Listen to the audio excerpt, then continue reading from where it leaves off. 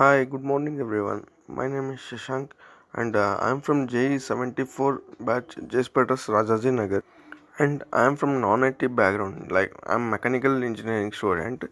In the beginning stage I thought that learning Java programming is very difficult to me, but later when I joined the Jspiders it was so easy to learn by the help of Kesha sir and Uday sir in Java, and later in programming, Sharik sir helped a lot to improve our programming logic skills, and Bhuvan sir taught us SQL.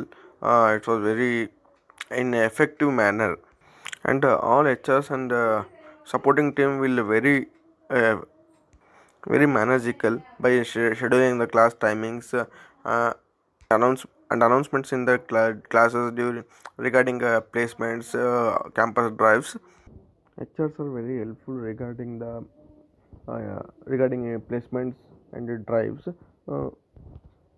All the students who join the Jspiders will get an opportunity to attend the interview.